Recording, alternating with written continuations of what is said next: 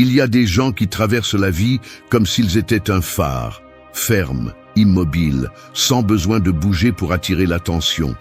Ils ne crient pas, ils ne courent après personne. Ils sont juste là, brillants d'une lumière constante. Et ceux qui ont une vision s'approchent. C'est aussi leur façon de parler, claire, directe, sans fioriture. Ils ne cherchent pas à impressionner. Ils dégagent une présence. La plupart, en revanche, parlent comme s'ils allumaient une lampe de poche désespérée. Ils pointent dans toutes les directions. Ils essaient d'être vus, d'être entendus, d'être validés. Mais plus ils forcent la lumière, plus leur obscurité interne est évidente. Cette vidéo n'est pas pour ceux qui veulent paraître intéressants. Elle est pour ceux qui sont prêts à arrêter de parler comme quelqu'un qui demande la permission et à commencer à communiquer comme quelqu'un qui s'est déjà donné le droit d'être entendu. Parce que la communication n'est pas seulement une question de mots, c'est le reflet de qui vous êtes, de comment vous vous voyez, de combien de paix vous avez avec votre vie. Une personne de grande valeur n'a pas besoin de hausser la voix pour avoir un impact. Elle parle depuis le calme, depuis le respect, depuis un endroit où la dignité n'est pas négociable. Aujourd'hui, nous allons explorer l'art de la communication du point de vue de quelqu'un qui se respecte profondément, qui a de la clarté, qui n'a pas besoin de plaire à tout le monde. Et nous allons le faire à partir du stoïcisme, une philosophie brutalement honnête, pratique, et qui n'a pas de temps pour les bêtises. Ici, nous ne vous donnerons pas des phrases de manuel. Nous allons vous donner 8 façons de parler à partir de la force, pas du manque. 8 façons de transformer vos mots en signaux, pas en supplications. Soit vous les appliquez, soit vous continuez à éteindre votre propre lumière en essayant de briller dans les yeux de quelqu'un d'autre. C'est vous qui choisissez. 1. Lance des mots comme s'ils étaient des balles. Imagine que chaque fois que tu parles, tu as une arme chargée. Mais pas avec des balles ordinaires. Tu es chargé d'intention, d'énergie, de vision. Maintenant, pense à ceci. Tirerais-tu sur tout ce qui bouge? Ou serais-tu précis, patient, sélectif? Une personne de grande valeur ne gaspille pas ses mots. Parce qu'elle sait que chacun a du poids. Chaque mot peut construire du respect ou montrer de la faiblesse. La plupart parlent comme si leur langue était déliée et leur âme vide. Des phrases leur échappent sans réfléchir. Ils remplissent le silence par malaise. Ils s'expliquent trop, justifient ce qu'ils ressentent, demandent la permission avec chaque phrase déguisée en politesse. Et cela, même s'ils ne le disent pas, crie l'insécurité. En revanche, quelqu'un qui se valorise ne tire pas au hasard. Il ne se précipite pas pour répondre. Il ne parle pas pour parler. Quand il ouvre la bouche, c'est pour clarifier quelque chose. Ces mots ne divertissent pas. Ces mots ont un impact. Et ce n'est pas seulement une question de style, c'est une philosophie de vie. Parce que lorsque tu parles avec maîtrise de soi, avec calme, avec conviction, le monde le remarque. Et il commence à t'écouter différemment. Non pas parce que tu cries plus fort, mais parce que chaque fois que tu parles, on sent qu'il y a quelque chose derrière, de la clarté, un but, des limites. Dans le stoïcisme, il y a une vertu qui résume tout, la sophrosine, qui signifie modération, autocontrôle. Savoir quand parler, comment parler, et surtout quand se taire. Parce que tout ne mérite pas une réponse, tout ne mérite pas ton énergie. Apprendre cela, c'est élever ton niveau. Il y a ceux qui gaspillent leur voix sur des opinions vides, sur des réactions émotionnelles, sur des discours que personne n'a demandé. Et puis ils se demandent pourquoi on ne les prend pas au sérieux, pourquoi les gens les interrompent, pourquoi ils ont l'impression de ne pas avoir de présence. Tu veux de la présence, garde le silence jusqu'à ce que tu aies quelque chose de valable à dire. Tu veux du respect? Arrête d'expliquer tout ce que tu fais comme si ta vie avait besoin de justification. Tu veux de l'autorité? Choisis chaque mot comme s'il coûtait cher. Parce que ça coûte. Cela s'entraîne. La prochaine fois que tu parles, fais-le comme si chaque phrase était une balle. Non pas pour blesser, mais pour marquer. Pour laisser une marque claire de qui tu es. Élimine les « les « bien c'est que », les « je ne sais pas si je m'explique ». Tout cela est du bruit. Tout cela est de l'insécurité camouflée. Quand quelqu'un qui a un véritable respect de soi parle, il n'a pas besoin de ses béquilles. Ils parlent peu, mais chaque mot pèse. Et quand tu n'as rien à dire, tais-toi. Le silence communique aussi. Et souvent, il en dit plus que 1000 phrases forcées. Parce que dans un monde plein de voix désespérées, celui qui peut rester silencieux sans être mal à l'aise, domine. Lance des mots comme s'ils étaient des balles. Non pas parce que tu es agressif, mais parce que tu sais que le langage a du pouvoir. Parce que tu comprends qu'une seule phrase, dite au bon moment, peut changer le cours d'une conversation, fixer une limite ou montrer que tu n'es pas là pour divertir qui que ce soit. Parle moins. Dis en plus. Choisis tes mots avec le même soin que tu choisis qui tu laisses entrer dans ta vie. C'est ainsi que tu commenceras à communiquer non pas comme quelqu'un qui cherche l'approbation, mais comme quelqu'un qui se l'est déjà accordé à lui-même. 2. Ne donne pas ton approbation comme si c'était du pain. La valeur de quelque chose se mesure par sa rareté, pas par son abondance. L'or vaut parce qu'il n'est pas partout. Ce qui est rare est respecté. Ce qui est facile est ignoré. Ton approbation fonctionne de la même manière. Plus tu la donnes, moins elle vaut. Il y a des gens qui passent leur vie à distribuer des affirmations, des likes, des rires, des compliments, de l'attention. Ils ne le font pas par générosité, ils le font par nécessité. Besoin d'être apprécié, de se sentir partie intégrante, d'être aimé, de ne pas déranger. Mais ce qu'ils ne comprennent pas, c'est qu'en disant oui à tout, ils disent non à leur propre valeur.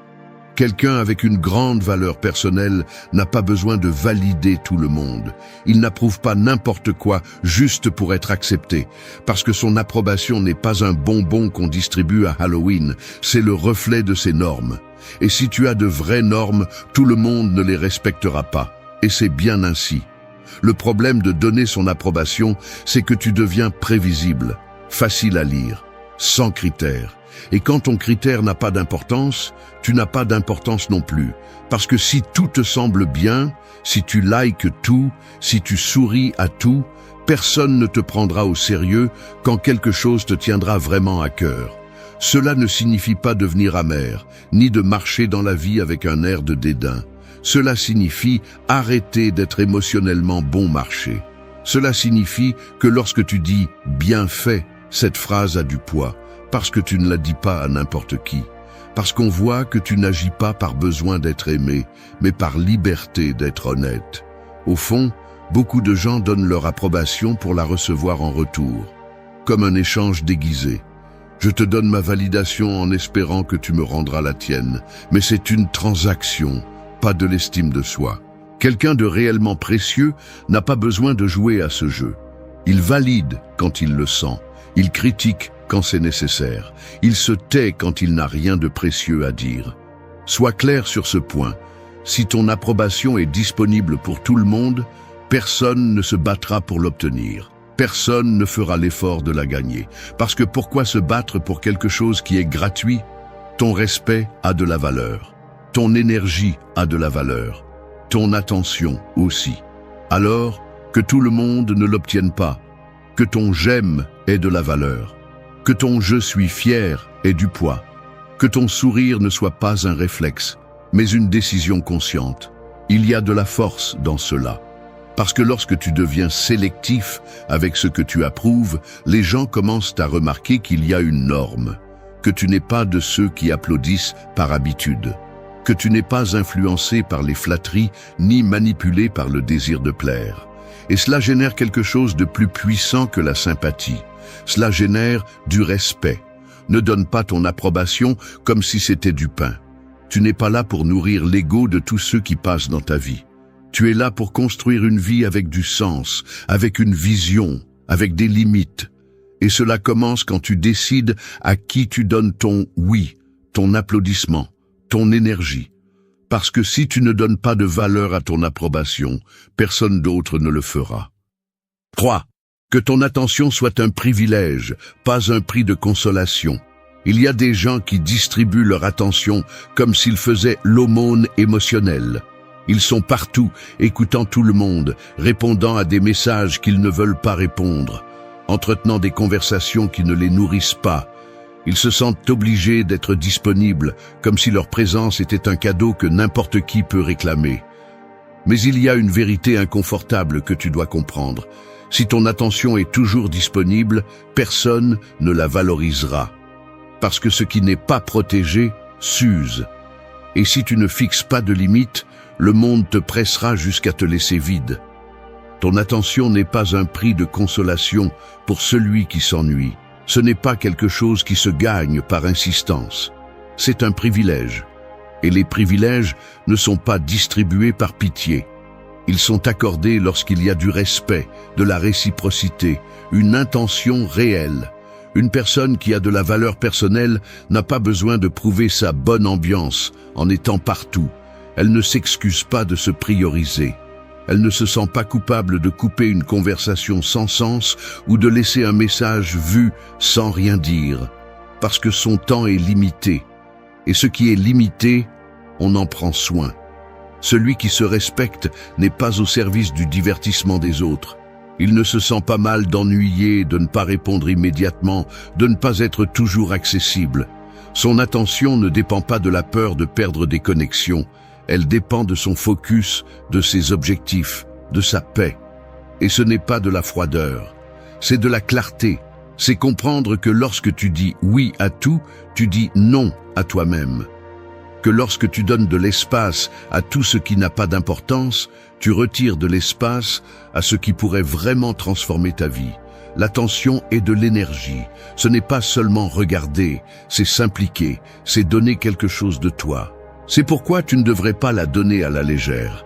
Parce que chaque fois que tu prêtes attention à quelqu'un, à une conversation, à un contenu, tu nourris cela.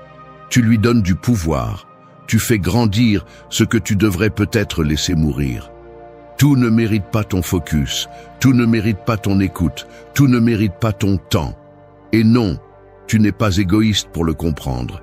Tu es responsable. Responsable de ton esprit, de tes émotions, de ton processus. Il y a des gens qui gagnent ton attention par manipulation, par insistance, par culpabilité, et tu dois couper avec ça. Parce que si tu ne le fais pas, tu finiras épuisé, frustré, et en plus, sans le respect de personne. Parce que le respect ne naît pas d'être toujours disponible, il naît de savoir dire non sans culpabilité. Ta présence devrait être ressentie comme quelque chose de précieux, non pas parce que tu es supérieur, mais parce que tu as aussi besoin de prendre soin de toi. Tu as aussi des limites, tu as aussi le droit de disparaître du bruit pour pouvoir t'écouter toi-même. Et la meilleure partie est que lorsque tu arrêtes de donner ton attention, tu commences à recevoir de l'attention d'un autre niveau. Les gens le remarquent, ils le ressentent, et ils commencent à te prendre au sérieux. Parce qu'il n'y a rien de plus attirant que quelqu'un qui n'est pas désespéré d'être vu. Transforme ton attention en un filtre, pas en un filet de pêche qui traîne tout ce qui flotte. Choisis où tu mets ton énergie. Choisis à qui tu la donnes. Choisis quelle conversation mérite ta présence. Parce que lorsque ton attention devient un privilège, ta présence commence à valoir plus. 4. Marche comme si tu savais déjà que tu es le prix. Un lion ne se promène pas dans la jungle en se demandant s'il impressionne. Il n'a pas besoin d'annoncer qu'il est le roi. Sa seule présence commande. Son pas n'est ni rapide ni désespéré. Il est ferme, posé, sûr, parce qu'il sait ce qu'il est. Il n'en doute pas, il ne le négocie pas. La plupart, en revanche, se déplacent comme une proie, alerte, anxieuse, attendant l'approbation à chaque pas. Et cette différence se remarque avant qu'un seul mot ne soit prononcé. Quand quelqu'un se respecte, il ne marche pas avec peur de déranger. Il ne se déplace pas en demandant la permission. Il ne baisse pas les yeux pour éviter de se démarquer. Il marche comme si son espace lui appartenait déjà, comme si sa valeur ne dépendait pas d'être acceptée, mais d'être réelle. Marcher comme si tu étais déjà le prix ne signifie pas être arrogant. Il s'agit de ne pas mendier la validation dans la vie.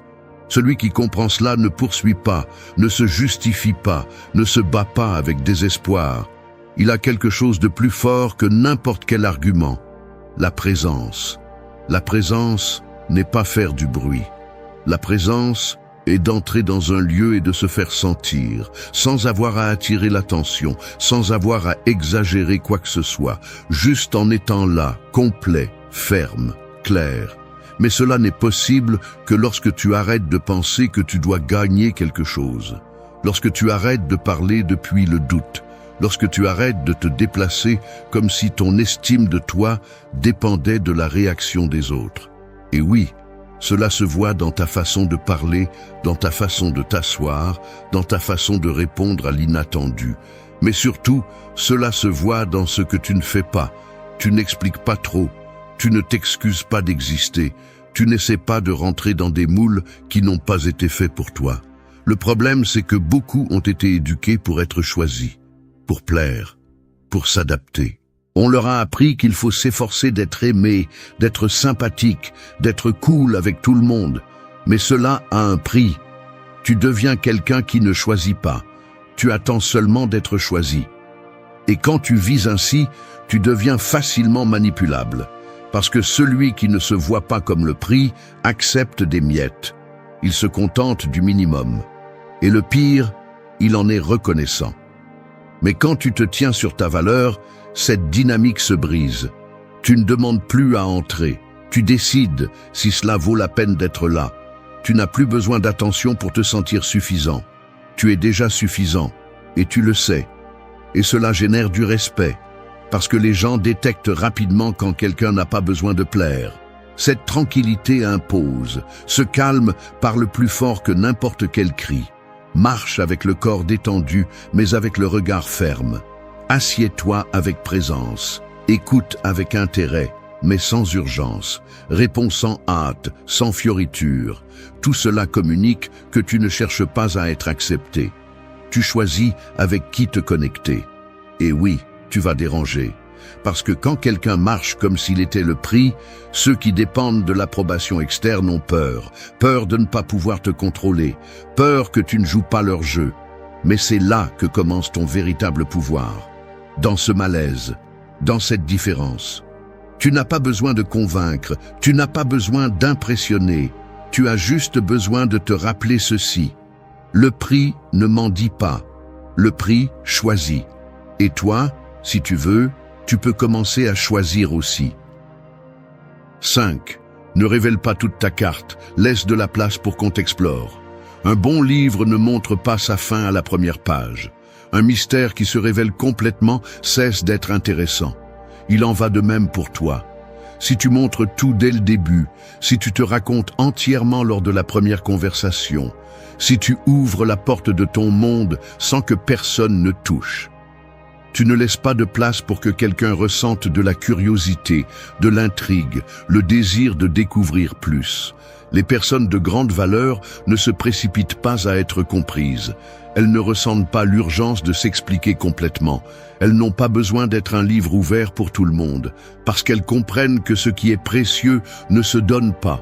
Il se protège, il se dose. De nos jours, tout le monde veut être connu, accepté, validé instantanément. Ils se précipitent pour raconter leur histoire, leur traumatisme, leurs réalisations, leurs idées. Ils veulent être transparents, accessibles, disponibles. Mais la vérité est que ce qui est accessible n'est pas valorisé. Ce qui est immédiat n'est pas respecté. Ce qui est facile n'est pas désiré. Lorsque tu montres toute ta carte dès le premier contact, tu perds du mystère. Tu perds le contrôle. Et sans t'en rendre compte, tu deviens une expérience prévisible. Quelqu'un qui ne suscite plus de questions, seulement des réponses évidentes. Mais lorsque tu apprends à garder des parties de toi, non par peur, mais par respect pour ton propre processus, tu commences à générer quelque chose de différent. Une attention authentique. Parce que ce qui n'est pas complètement compris, on veut l'explorer. Ce qui n'est pas dit avec des mots, on le cherche dans les gestes. Ce qui n'est pas révélé de force, on le gagne avec le temps. Et ce n'est pas un jeu de manipulation. C'est une façon de te protéger. C'est savoir que tout le monde ne mérite pas d'accéder à ton histoire, à tes blessures, à ton monde intérieur. Qu'il y a des choses qui se construisent avec le temps, pas avec une présentation précipitée. Tout le monde qui pose une question ne mérite pas une réponse complète. Tout le monde qui t'écoute ne mérite pas de connaître ta vérité. Apprendre à taire des détails, à laisser des questions sans réponse, à garder des parties de ton essence, ne te rend pas froid ni distant. Ça te rend sélectif. Ça te rend quelqu'un qui se respecte. Dans un monde qui te pousse à tout montrer, tu peux choisir de garder un peu. Et cela génère de la force, parce que celui qui ne révèle pas toute la carte contrôle le terrain. Il sait quand avancer, il sait quand reculer, et surtout, il sait qu'il n'a pas besoin de se donner pour être accepté. Le puissant de cela est que cela te protège aussi. Cela te donne du temps pour observer, pour voir qui reste, qui insiste, qui veut vraiment se connecter et qui veut juste consommer. Parce que oui, il y a des gens qui s'approchent pour prendre, pas pour ajouter. Et si tu ne mets pas de filtre, tu finis vide, confus, sans comprendre ce qui s'est passé. La clé est d'apprendre à partager sans te donner entièrement, à connecter sans t'exposer complètement, à être réel mais pas émotionnellement nu devant n'importe qui. Parce que le mystère n'est pas une stratégie, c'est une barrière naturelle du respect de soi. Et celui qui veut la franchir va devoir le mériter. Ne révèle pas toute ta carte, parce que celui qui se donne entièrement au premier tour n'a plus de carte pour la fin. Montre ce qui est juste, ce qui est nécessaire, ce que tu décides, et garde le meilleur pour celui qui le mérite. 6. Si quelque chose te touche, ne le montre pas. Un joueur d'échecs ne révèle pas son jeu par des gestes. Tu peux être à un coup de perdre ou à un coup de gagner, et son visage reste le même, neutre, imperturbable. Parce qu'il sait que dans le jeu, montrer tes émotions, c'est donner de l'information à l'adversaire. Et la vie, bien que beaucoup ne veuillent pas l'accepter, fonctionne de la même manière. Dans un monde où tout le monde réagit, celui qui reste calme semble presque dangereux, intimidant, mystérieux. Parce que tu ne sais pas ce qu'il pense, ni à quel point ce que tu as dit l'a affecté. Ce silence inconfortable, ce contrôle, impose le respect. Il impose une présence. Quand tu as de la valeur personnelle, tu ne fais pas partie de ceux qui crient ce qu'ils ressentent. Tu fais partie de ceux qui le traitent en silence. Non pas par faiblesse, mais par force intérieure. Parce que montrer tout ce qui te touche, c'est exposer ton système émotionnel à un monde qui souvent ne sait pas en prendre soin et, pire encore, qui souvent veut l'utiliser contre toi. Aujourd'hui, beaucoup vivent piégés dans une sorte d'esclavage émotionnel. Tout ce qu'ils ressentent, ils le disent. Tout ce qui leur fait mal, ils le montrent. Tout ce qui les dérange, ils le lancent sans filtre. Ils pensent que être transparent est la même chose qu'être honnête. Mais non, être transparent avec n'importe qui n'est pas de l'honnêteté, c'est de l'imprudence. Ressentir est bien. Le nier est absurde. Mais laisser le sentiment contrôler ta réaction, c'est perdre du pouvoir. Et quand tu perds du pouvoir, tu perds de la direction. Tu deviens manipulable, prévisible, faible aux yeux de celui qui est attentif. Quelqu'un de valeur n'explose pas face à la provocation. Il ne réagit pas avec désespoir. Il ne répond pas au premier coup émotionnel. Il observe, il respire, il réfléchit, il décide. Parce qu'il comprend que son émotion est son affaire, pas un spectacle public.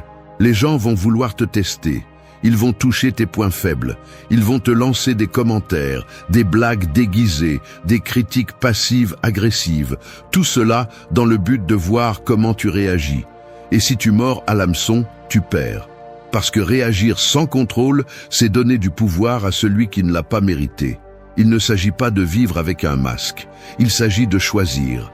Choisir quand montrer, comment montrer et à qui montrer. Ton monde intérieur n'est pas un terrain de libre passage. C'est un espace sacré que tout le monde ne mérite pas de connaître. Et voici la clé. Plus les autres te montrent, plus tu es attentif. Mais plus tu te montres, plus tu deviens fort. Parce que tu domines, parce que tu choisis, parce que tu ne réagis pas par impulsion, mais que tu agis avec contrôle. Si quelque chose te fait mal, ne le montre pas. Si quelque chose te dérange, ne le montre pas.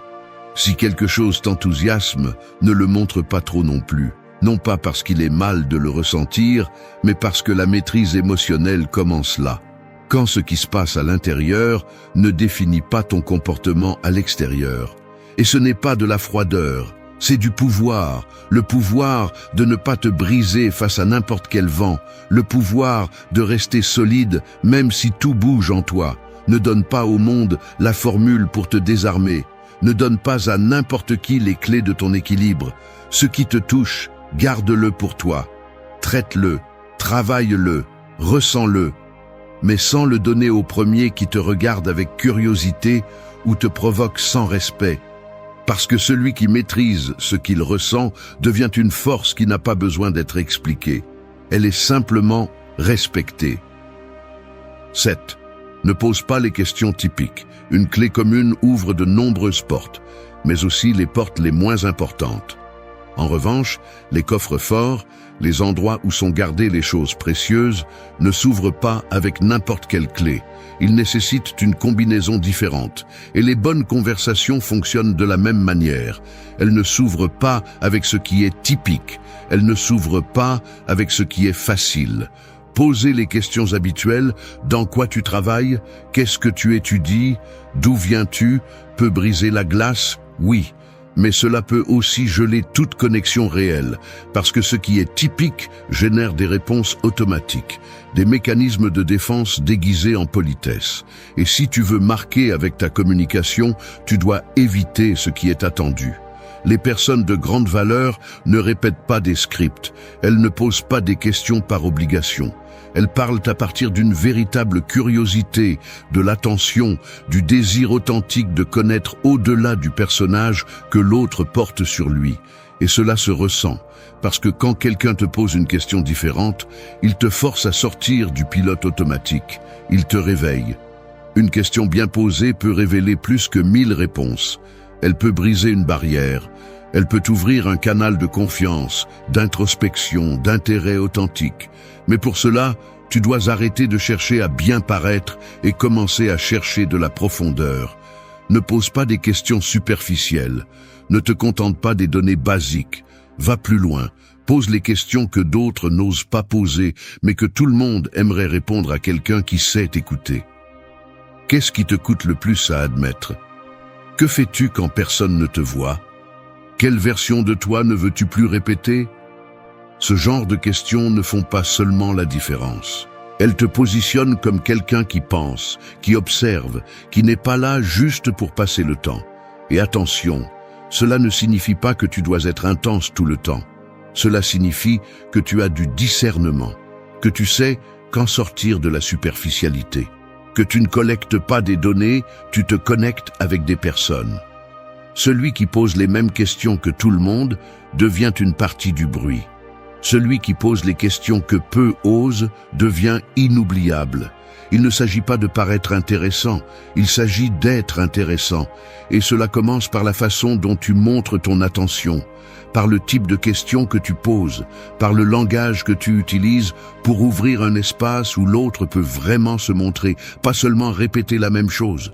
De plus, poser des questions intelligemment montre aussi que tu ne cherches pas à plaire, mais à comprendre. Et cela génère du respect, parce que la plupart des gens essaient d'impressionner, mais très peu réussissent à éveiller quelque chose chez les autres simplement avec une bonne question. Fais-le simple, mais profond. Ne décore pas avec des mots compliqués. Pense simplement. Qu'est-ce que j'aimerais qu'on me demande si on voulait vraiment me connaître? Et souviens-toi de ceci. Celui qui sait poser des questions mène la conversation. Il la dirige, il la façonne, et en le faisant, il montre de la confiance, parce que celui qui a le courage d'aller au-delà de ce qui est confortable ne cherche pas l'approbation, il cherche la vérité. Ne pose pas les questions typiques, parce que ce qui est typique est ennuyeux, fatigant, disparaît dans la mémoire. Pose des questions différentes, pense différemment, et parle d'un endroit où il n'y a pas de place pour l'indifférence. Parce que dans un monde plein de conversations vides, une bonne question peut être le début d'une véritable connexion. Et celui qui sait se connecter ainsi n'a pas besoin de crier pour être rappelé. 8. Défie avec un sourire, pas avec un avertissement. Un couteau aiguisé n'a pas besoin de se vanter. Il n'a pas besoin de crier qu'il coupe. Sa lame parle pour lui. La vraie menace n'est pas bruyante. Elle est calme, sereine, parce qu'elle sait ce qu'elle peut faire et n'a pas besoin de le prouver tout le temps. C'est ainsi qu'une personne courageuse défie. Elle ne le fait pas avec des cris ni avec des avertissements vides. Elle le fait avec un sourire, un regard ferme, un silence qui dérange plus que 1000 mots. Parce que quand tu sais qui tu es et ce que tu vaux, tu n'as plus besoin de t'imposer par la force. Impose ta présence. La plupart des gens pensent qu'il faut durcir la voix, élever le ton, montrer sa supériorité pour être respecté. Mais ce qu'ils ne comprennent pas, c'est que le respect ne naît pas du volume, mais du contrôle. Quand quelqu'un peut te fixer des limites sans perdre son calme, quand il te fait comprendre que tu ne dois pas franchir une ligne sans même élever la voix, cela reste gravé. Parce qu'il n'y a rien de plus puissant que quelqu'un qui peut te défier, sans se perturber. Défie avec un sourire, non pas parce que tu joues, mais parce que tu n'as pas besoin de te montrer agressif pour être pris au sérieux. Ce sourire n'est pas de la sympathie, c'est de la maîtrise. C'est un message clair. Je sais ce que tu fais, je sais qui je suis, et je n'ai pas besoin de jouer à ton jeu. C'est le calme de celui qui ne se sent pas intimidé. C'est la tranquillité de celui qui sait qu'il peut, mais choisit de ne pas se fatiguer. Celui qui est désespéré de marquer son autorité perd du pouvoir, parce qu'il révèle qu'il a besoin d'être reconnu. Mais celui qui défie depuis le contrôle, depuis un sourire sûr, depuis un ton bas mais ferme, prouve qu'il n'a rien à prouver. Et cela pèse beaucoup plus. Quand tu parles depuis cet endroit, ta parole devient une limite. Ta présence établit des règles. Il n'est pas nécessaire d'expliquer autant. Il n'est pas nécessaire d'avertir. Juste avec un regard, avec une pause, avec un geste, le message est compris. Parce que le respect n'est pas exigé, il est généré. Et il est généré à partir de la confiance que tu as en toi.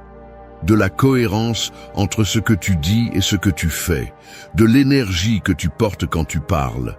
Une personne de grande valeur n'a pas besoin d'intimider. Elle dérange simplement avec sa fermeté. Elle déstabilise avec son calme. Parce que pendant que l'autre cherche à te provoquer, tu réponds avec clarté. Alors que l'autre veut une réaction, tu lui donnes une décision. Alors que l'autre attend du bruit, tu offres ta présence. Défie avec un sourire parce que tu n'as pas besoin de battre personne. Parce que tu as déjà gagné quand tu as cessé de participer à des jeux émotionnels. Parce que tu as compris que la vraie force n'est pas d'écraser, mais de ne pas te laisser bouger. Et cela, dans un monde plein de réactions impulsives, est rare. C'est fort, c'est magnétique. Ne menace pas, ne t'explique pas trop. N'entre pas dans des discussions inutiles. Montre que tu ne bouges pas facilement, que tu peux mettre un terme à quelque chose sans élever la voix, que tu peux dire non sans culpabilité, que tu peux regarder quelqu'un et, avec un demi-sourire, lui faire comprendre qu'avec toi, on ne joue pas. Parce que quand tu réussis cela, tu n'es pas seulement respecté, tu inspires aussi. Parce que les personnes qui peuvent défier sans perdre le contrôle sont celles qui mènent, celles qui sont rappelées, celles qui laissent une marque. Et c'est l'objectif, laisser une marque sans avoir à forcer quoi que ce soit. Imagine que ton esprit est comme un cheval sauvage, fort, rapide, mais hors de contrôle. Il a la capacité de t'emmener loin, mais si tu ne sais pas le monter, si tu n'as pas les rênes, il peut te traîner sans pitié sur des chemins que tu n'as pas choisis. Et le plus dur, c'est que beaucoup de gens passent toute leur vie à monter ce cheval sans savoir qu'ils ne le dirigent pas. Ils vont simplement se cognant, tombant, se levant, sans comprendre pourquoi tout leur pèse autant. Ce cheval déchaîné, ce sont tes pensées, tes peurs, tes souvenirs, l'anxiété que tu ne peux pas contrôler, les fois où tu t'attaques mentalement, où tu te répètes que tu n'es pas assez. Tout cela te pousse, t'épuise et te domine. Mais ce n'est pas le monde qui t'enferme, ce ne sont pas les autres, c'est ton propre esprit. Et voici une vérité difficile à accepter. Une grande partie de la souffrance que tu portes, tu la génères toi-même. Non pas parce que tu veux le faire, mais parce que personne ne t'a appris à penser clairement, à t'observer, à prendre le contrôle de l'intérieur. On t'a appris à t'intégrer, à te taire, à plaire, à t'adapter, mais pas à diriger ton monde intérieur. Cette vidéo ne cherche pas à te consoler, elle cherche à te réveiller. Nous allons parler de 8 leçons, 8 outils pratiques que tu peux utiliser pour reprendre le contrôle de ton esprit et te libérer de la souffrance que toi-même, sans t'en rendre compte, tu as nourrie. Ces leçons ne sont pas des phrases de motivation vides. Elles sont issues de la philosophie stoïcienne, de la psychologie et de l'expérience réelle. Et oui, elles peuvent te déranger, parce qu'elles vont exiger que tu arrêtes de blâmer tout ce qui est externe et que tu commences à assumer ce qui se passe en toi. Tu ne peux pas changer le passé, tu ne peux pas contrôler le futur. Mais tu peux prendre les rênes aujourd'hui, et quand tu le feras, ton esprit cessera d'être une menace pour devenir ton plus grand allié. 1. Silence la tempête qui n'est pas encore arrivée. Ton esprit est un architecte, mais il ne construit pas des maisons, ni des ponts, ni des routes. Il construit des prisons. Certaines ont des barreaux de peur, d'autres sont faites d'anxiété, et beaucoup sont renforcées par des pensées qui ne sont même pas réelles. Le plus tragique, c'est que tu lui as toi-même donné les plans. Il y a des gens qui vivent piégés par ce qui pourrait arriver. Ils ne foulent jamais le présent parce qu'ils sont trop occupés à imaginer des futurs catastrophiques. Ils marchent avec le cœur battant, les épaules tendues et le regard perdu. Non pas à cause de ce qui se passe, mais à cause de ce que leur tête leur dit qui pourrait arriver. Ils sont prisonniers d'une tempête qui n'est pas encore arrivée et qui ne viendra peut-être jamais. Et c'est le piège. Tu peux passer toute ta vie à te préparer pour une guerre qui n'arrive jamais, tout en laissant passer la paix qui est bien devant toi.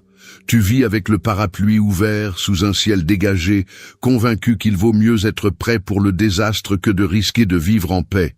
Te rends-tu compte de l'absurdité ? Tu te punis à l'avance. Tu paies avec ta santé mentale pour quelque chose qui n'est pas encore arrivé. C'est comme être enchaîné à une chaise au milieu d'une pièce vide, criant à l'aide, alors que la porte a toujours été ouverte. Tu ne l'as simplement pas vue parce que tu étais trop occupé à écouter les voix dans ta tête. L'anxiété est une illusion bien déguisée. Elle semble utile parce qu'elle te donne l'impression de te préparer, de te protéger. Mais elle ne le fait pas. Elle t'épuise seulement. Elle te divise seulement. Parce que pendant que ton corps est ici, ton esprit est là-bas, résolvant des problèmes qui n'existent pas, se défendant contre des attaques qui ne se sont pas produites et fuyant des ombres que tu as toi-même créées. Et comment briser ce cycle ? Par une décision, celle d'arrêter d'obéir à chaque pensée qui apparaît. Tout ce que tu penses n'est pas vrai. Tout ce que tu imagines ne mérite pas ton attention. Ton esprit peut inventer 1000 scénarios, mais c'est toi qui choisis lesquels nourrir. Quand tu sens que la tempête commence à se former en toi, arrête-toi, respire, regarde autour de toi. Est-ce que cela se passe maintenant ? Y a-t-il une menace réelle devant toi ? Ou est-ce juste un autre tour de ton esprit pour te maintenir en alerte permanente ? Et s'il n'y a pas de tempête réelle, descends du toit, range le parapluie, arrête de te cacher. Parce que chaque fois que tu réagis à un danger inexistant, tu renforces l'idée que tu ne peux pas te faire confiance. Et ça, c'est un vrai problème. Le silence mental ne s'obtient pas en évitant les pensées négatives. Il s'obtient en ignorant celles qui ne méritent pas de réponse, en apprenant à les voir venir et à les laisser passer, comme si elles étaient des nuages qui ne valent pas la peine d'être observés. Ne les retiens pas, ne les analyse pas, ne les transforme pas en monstres. Laisse-les partir. Tu n'as pas besoin de contrôler l'avenir pour avoir la paix. Ce dont tu as besoin, c'est de retrouver ta présence, revenir à toi, habiter ton corps, respirer sans peur, marcher sans attente, choisir le présent, encore et encore, jusqu'à ce que ton esprit comprenne qu'il ne peut plus te gouverner par la peur. Parce que personne ne mérite de vivre sous la pluie éternelle de tempêtes qui ne sont pas encore arrivées. Et tu n'es pas né pour obéir à une voix intérieure qui te vole la vie sans lever le petit doigt. 2. Nourris ta force, pas tes fantômes. En toi, il y a 2 créatures, L'une est ta force, déterminée, claire, concentrée. L'autre est ton ombre, fragile, craintive, accro au drame. Les deux vivent sous le même toit, mais n'ont pas le même pouvoir. Celle qui gagne n'est pas la plus forte par nature, c'est celle que tu nourris le plus. Chaque pensée que tu répètes est de la nourriture. Chaque mot que tu te dis, chaque souvenir auquel tu reviens, chaque fois que tu choisis de te plaindre plutôt que d'agir, tu sers un plat. Et sans t'en rendre compte, beaucoup de jours, tu nourris plus tes fantômes que ta volonté. Tu donnes le petit déjeuner, le déjeuner et le dîner à tes insécurités, tes culpabilités, tes peurs, et ensuite tu te demandes pourquoi tu es faible, pourquoi tu ne peux pas avancer, pourquoi tout semble plus grand que toi. La réponse est simple, tu renforces ce que tu devrais laisser mourir. Tes pensées sont le carburant de ton identité. Tu ne peux pas construire de la force tout en répétant des histoires de défaite. Tu ne peux pas être libre si tout ce que tu fais est nourrir les chaînes. Le problème est que tu t'es habitué à prêter attention à tout ce qui fait mal, à t'obséder sur ce que tu n'as pas bien fait, à écouter cette voix intérieure qui répète encore et encore que tu n'es pas assez. Et le pire, c'est que tu le fais déjà automatiquement. Tu ne te demandes même pas si cette pensée a un sens. Tu l'acceptes simplement, tu la mâches, tu la digères, et tu nourris ton ombre, jour après jour, sans relâche, sans pause. Alors, comment changer cela? Avec vigilance, avec intention, avec discipline. Il ne s'agit pas de penser positivement. Il ne s'agit pas d'ignorer ce qui fait mal. Il s'agit de choisir sur quoi tu concentres ton attention, de former ton esprit comme tu formerais un muscle.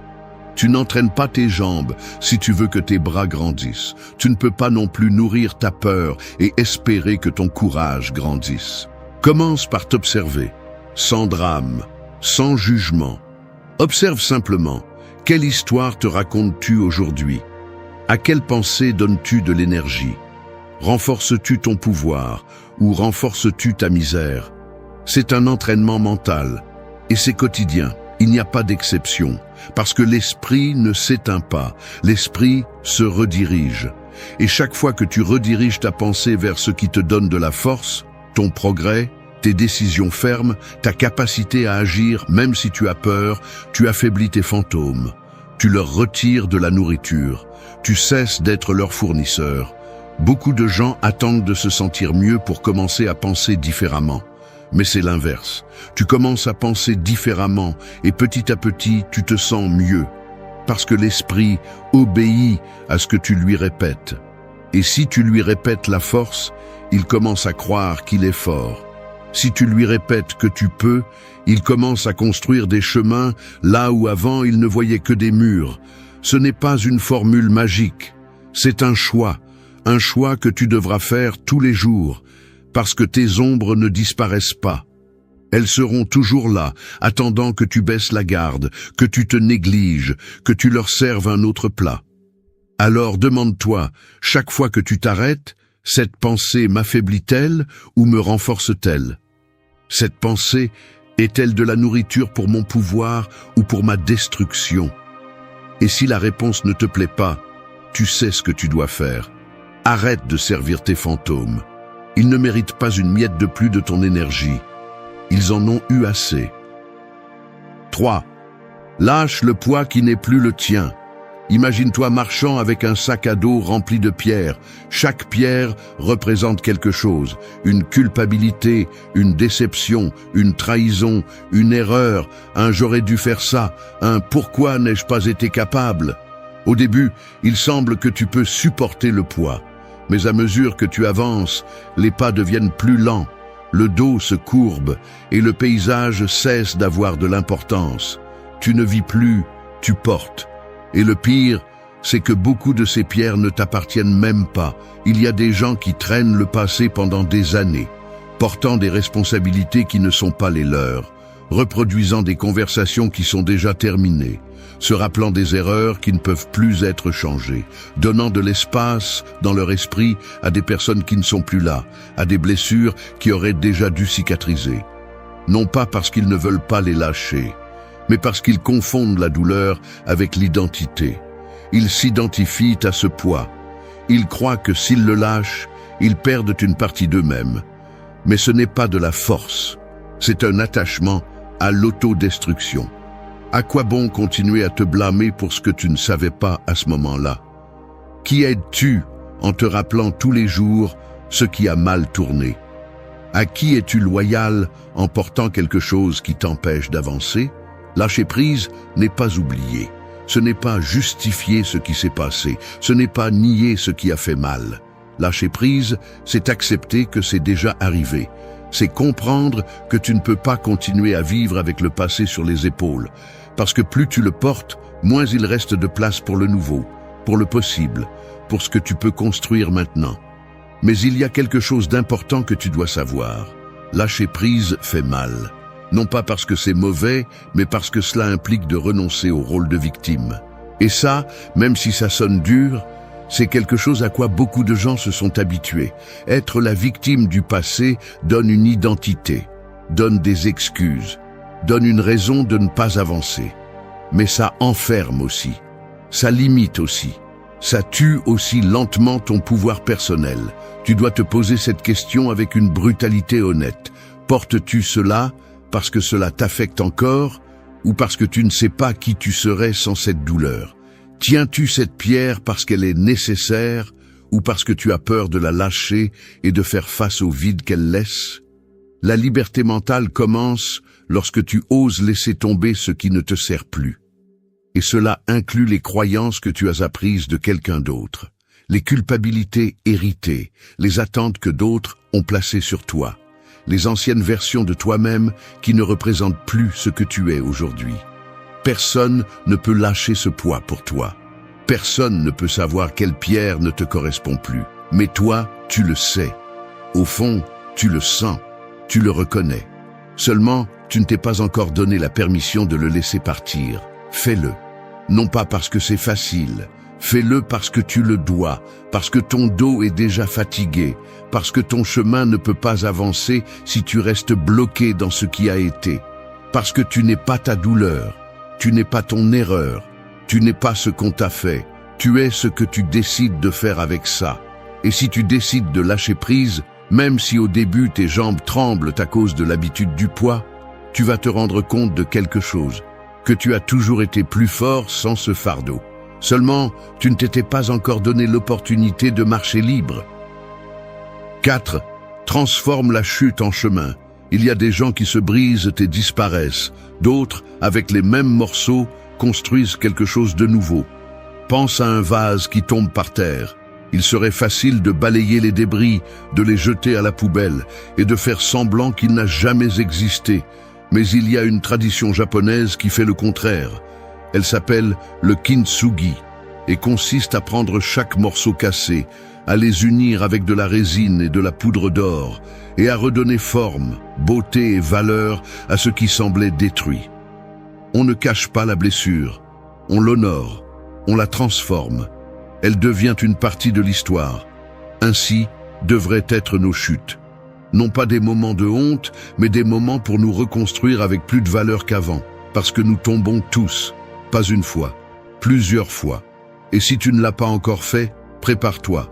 La vie ne pardonne pas à celui qui pense qu'il va s'en sortir indemne.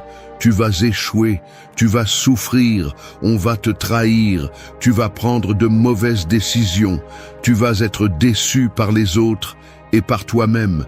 Mais la vraie différence entre celui qui sombre et celui qui se transforme réside dans ce qu'il fait de la poussière. Il y a ceux qui tombent et en font leur identité. Je ne suis pas bon, j'échoue toujours, je ne peux pas. Ils s'installent sur le sol comme s'il était leur maison. Et ils y restent. D'autres, en revanche, tombent. Et pendant qu'ils ramassent leurs morceaux, ils décident qu'ils ne seront plus jamais les mêmes. Que ce coup, au lieu de les affaiblir, va les redéfinir. Tomber n'est pas la fin. C'est le point exact où commence le vrai chemin, parce que c'est là que ta volonté est mise à l'épreuve. Pas quand tout va bien, pas quand la motivation est à son comble. Le caractère naît quand tu n'as pas envie, ni force, ni certitude. Et pourtant tu décides de faire un pas de plus. Il est normal d'avoir mal. il est normal de se sentir perdu. Mais tu n'es pas brisé, tu es en construction. Et si tu apprends à voir la chute comme un virage sur la route et non comme un mur final, tu vas découvrir que tu peux non seulement te relever, mais le faire avec plus de clarté, plus de pouvoir et plus de conscience de ce que tu veux. La chute, si tu en tires profit, peut être le début de ta transformation. Non pas parce que la douleur disparaît, mais parce que tu choisis de ne pas te laisser gouverner par elle. Non pas parce que tout se résout, mais parce que tu arrêtes d'attendre que la vie soit parfaite pour commencer à agir. Il ne s'agit pas de nier ce qui s'est passé. Il s'agit de ne pas rester collé au sol, de ne pas construire une narration où tu perds toujours. Il s'agit de regarder le coup, d'apprendre ce que tu as à apprendre et d'avancer, parfois plus lentement, parfois avec peur, mais avancer.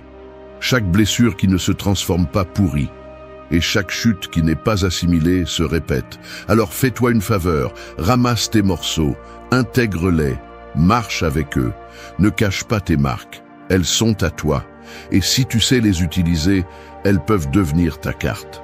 Parce que tout ce qui t'a brisé peut te propulser si tu arrêtes d'avoir peur de tomber. 5. Protège ton énergie comme si c'était la vie. Il y a des gens qui vivent comme s'ils avaient une source d'eau infinie en eux, donnant à tous un peu d'eux-mêmes sans mesure. Ils donnent du temps, de l'attention, de la patience, des explications, pardon après pardon. Mais un jour, cette source se tarit. Et ce n'est pas parce que le monde a été cruel, mais parce qu'ils n'ont jamais appris à la fermer quand c'était nécessaire. Ton énergie n'est pas illimitée. C'est comme un jardin. Si tu ne le soignes pas, les mauvaises herbes l'envahissent. Si tu l'arroses sans arrêt, mais seulement dans une direction, tout le reste se fane. Ton énergie est ce qui te maintient debout. C'est ton attention, ton focus, ta capacité à prendre des décisions, à agir, à dire non quand c'est nécessaire. Et chaque fois que tu la donnes à ceux qui ne le méritent pas, tu t'épuises. Tu ne le vois pas au début, mais tu le sens. Tu deviens plus irritable, plus fatigué, plus déconnecté de toi-même, comme si ton âme était épuisée et que tu ne savais pas pourquoi. La vérité est que tu ne peux pas avoir la paix si tu ne protèges pas ton énergie comme si c'était la vie. Et oui, cela inclut d'être sélectif, pas avec arrogance, mais avec clarté. Tout le monde ne mérite pas ton temps. Toutes les conversations ne méritent pas une réponse. Tous les conflits ne méritent pas ton attention. Tous les problèmes ne sont pas les tiens. Et tous les liens ne sont pas bénéfiques. Il y a des gens qui ne veulent pas s'améliorer. Ils veulent juste t'entraîner avec eux. Des gens qui se nourrissent de ta culpabilité, de ta bonne volonté, de ton besoin d'être accepté. Et si tu ne mets pas de limite, tu deviens un terrain libre pour quiconque veut entrer pour te vider. Ton énergie doit être traitée comme un espace sacré. Et la protéger ne signifie pas te fermer au monde. Cela signifie apprendre à identifier ce qui te donne la vie et ce qui te la prend, ce qui te stimule et ce qui t'écrase. Quelles conversations te nourrissent et lesquelles te laissent vide. La philosophie pratique commence là, savoir choisir. Arrêter d'investir du temps dans ce qui ne construit pas. Comprendre que chaque oui que tu donnes à l'extérieur est un non que tu te donnes à toi-même. Et que tu n'es pas venu dans ce monde pour sauver tout le monde qui est en train de couler, surtout si tu apprends à nager. Fais un nettoyage de ton environnement. Observe où va ton énergie chaque jour. Te bats-tu pour être compris par des gens qui ne veulent pas t'écouter? Essaies-tu de réparer ce qui ne dépend pas de toi? Dis-tu oui par peur de perdre de l'affection, même si tu te trahis? Apprends à fermer des portes sans culpabilité, à te déconnecter sans te sentir mal, à disparaître quand tu as besoin de te reconstruire. Parce que tu ne dois une présence constante à personne. Ce que tu te dois, c'est l'intégrité envers toi-même. Il faut aussi prendre soin de l'énergie mentale, les réseaux sociaux qui te comparent à une version idéalisée des autres, les nouvelles qui ne font que te remplir de peur, les conversations vides qui ne laissent rien. Chaque petit stimulus que tu consommes fait également partie de ce qui t'épuise ou te renforce. Et si tu ne prends pas soin de toi, personne ne le fera pour toi. Ta paix vaut plus que l'approbation des autres. Ton focus vaut plus que n'importe quelle discussion sans sens. Ton énergie n'est pas un cadeau pour quiconque le demande. C'est une ressource sacrée. Et celui qui ne le comprend pas ne mérite pas d'y avoir accès. Protéger ton énergie n'est pas de l'égoïsme. C'est de la survie émotionnelle, parce que sans elle, tu peux tout avoir, mais ne rien ressentir. 6. Arrête d'attendre que le monde voie avec tes yeux. Essayer d'être compris par tout le monde, c'est comme essayer d'accorder un instrument devant un public qui n'écoute pas. Tu es là, à jouer des cordes, à ajuster le son, à t'efforcer d'atteindre une harmonie parfaite, mais personne ne prête attention aux détails. Certains veulent juste que tu joues ce qu'ils aiment. D'autres ne comprennent même pas la valeur de ce que tu crées. Et toi, au lieu de jouer librement, tu passes ta vie à accorder pour les mauvaises oreilles.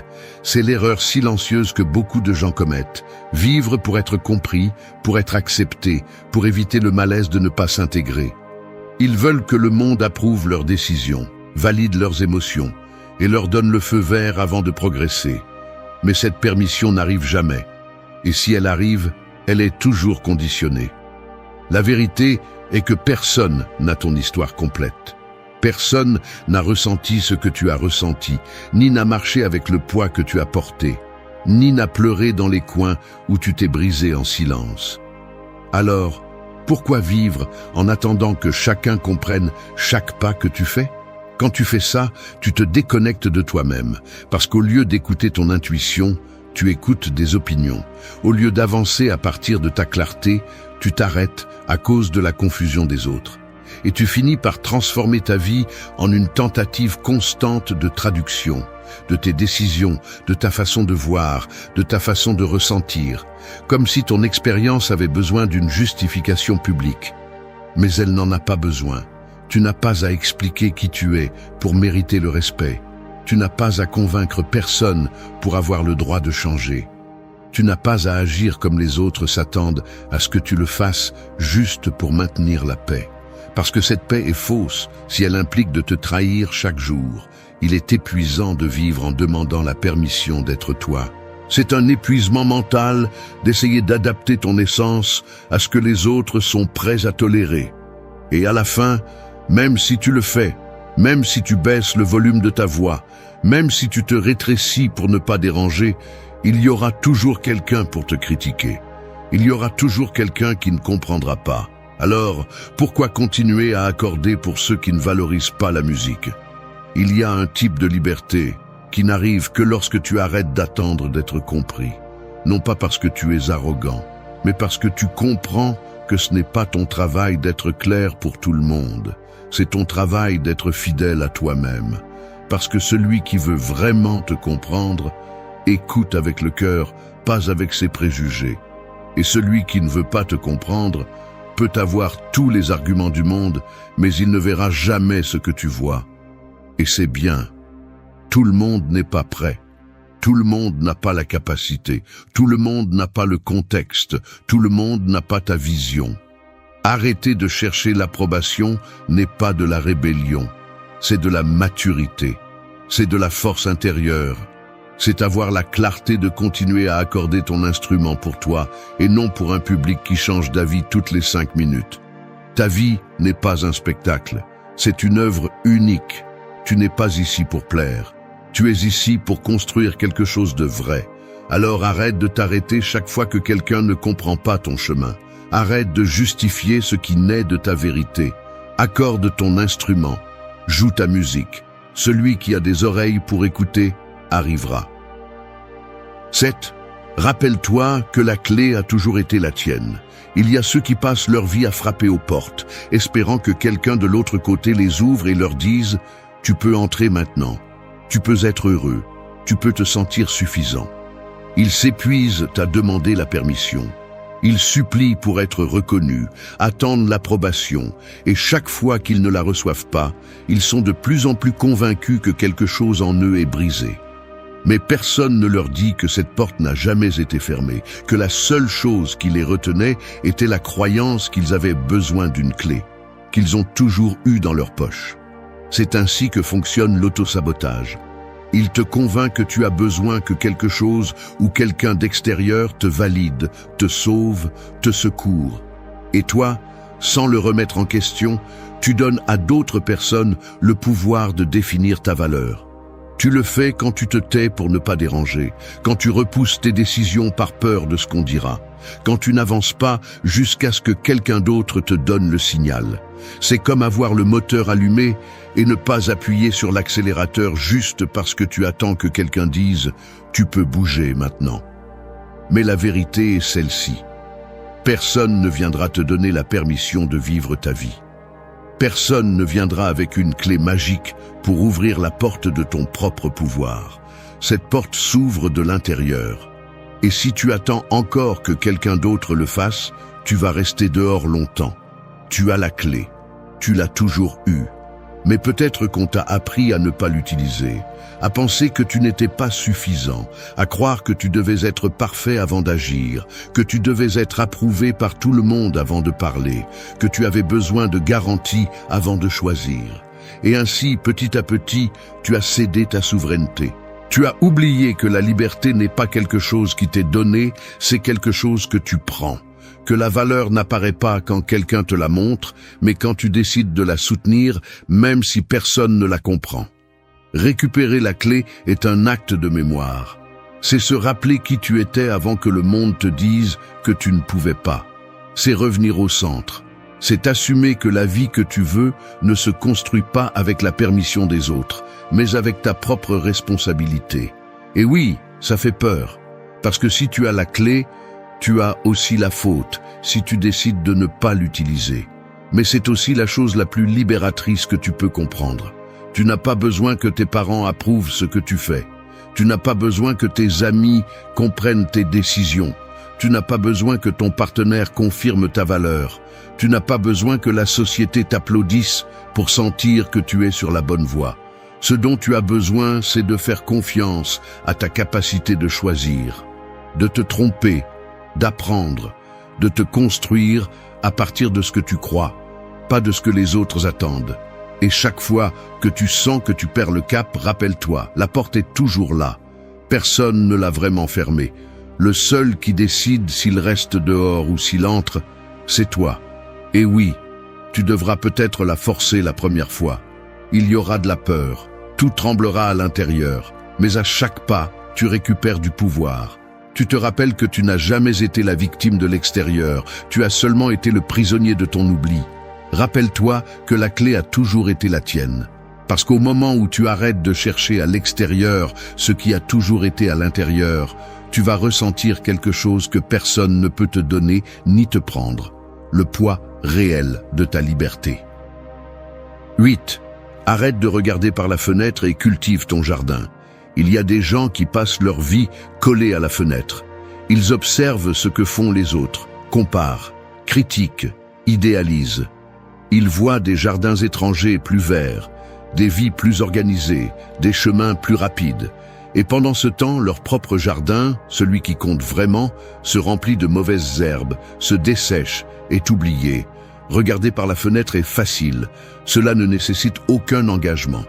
Il suffit de s'asseoir, de croiser les bras et de se concentrer sur ce que les autres ont, sur ce que les autres font, sur ce que les autres accomplissent. Mais chaque minute que tu passes à regarder dehors est une minute que tu voles à ta croissance, parce que personne n'a jamais fleuri en observant les fleurs des autres. Ton esprit est un sol fertile, ta vie, un terrain qui attend d'être cultivé. Mais si tu ne plantes pas, si tu ne prends pas soin, si tu ne nettoies pas, si tu n'arroses pas, si tu ne récoltes pas, alors ne te plains pas si tout ce qui pousse en toi sont des doutes, des frustrations et des vides. L'abondance ne vient pas toute seule, elle se cultive. Et elle ne se cultive pas avec des plaintes ou des comparaisons, mais avec de l'action et de la responsabilité. L'une des erreurs les plus courantes est de penser que l'observation des autres te motive. Mais quand tu le fais à partir du manque, de l'envie silencieuse ou de l'insécurité, cela ne te motive pas, cela te paralyse. Tu commences à douter de toi, à dévaloriser ton processus, à sentir que tu es en retard, que tu n'es pas suffisant. Et c'est là que tu perds ton pouvoir. Ce que tu vois par la fenêtre est édité. Personne ne montre son jardin complet. Tu ne vois que ce que l'autre veut que tu vois. Et toi, de loin, tu crées une histoire dans ta tête. Ils peuvent, moi non. Ils sont déjà arrivés, moi je suis toujours au même endroit. Mais cette histoire est un mensonge. Parce que tu ne connais pas les racines de ce jardin. Tu ne connais pas l'effort, la douleur, les nuits sans sommeil. Tu ne vois que le résultat et tu te punis de ne pas y être encore. La comparaison est une forme lente de trahison envers soi-même. Parce que chaque fois que tu te concentres sur quelqu'un d'autre, tu cesses de regarder ce que tu peux construire. Tu abandonnes ton terrain. Tu négliges ta croissance. Et cet abandon devient une excuse pour ne pas avancer. La seule façon de fleurir est de revenir à toi, à tes graines, à tes outils, à ton moment. Demande-toi, que puis-je faire aujourd'hui avec ce que j'ai? Quelle partie de mon jardin a besoin d'attention? Qu'est-ce que je néglige en regardant ailleurs? Cultiver ta vie implique de la présence. Cela implique du silence. Cela implique de la patience. Et surtout, cela implique de comprendre que chaque jardin a son rythme. Certains fleurissent rapidement, d'autres prennent du temps. Certains le font au printemps, d'autres doivent supporter des hivers entiers avant de donner une seule fleur. Mais cela ne les rend pas moins précieux. Ta tâche n'est pas de concourir. Ta tâche est de prendre soin de ce qui est à toi, de le travailler avec constance, de nettoyer les mauvaises herbes mentales, d'arroser tes habitudes, de tailler ce qui ne sert plus et de faire confiance à ce que, si tu fais ce qu'il faut, la vie va fleurir, à son rythme, pas à celui des autres. Alors éloigne-toi de la fenêtre, ne perds plus de temps à imaginer ce qui pourrait être si tu étais quelqu'un d'autre. Tu es toi, avec ton histoire, ta douleur, ta force. Et cela est plus que suffisant pour faire pousser quelque chose d'extraordinaire. Parce que les jardins les plus forts ne sont pas ceux qui fleurissent le plus rapidement.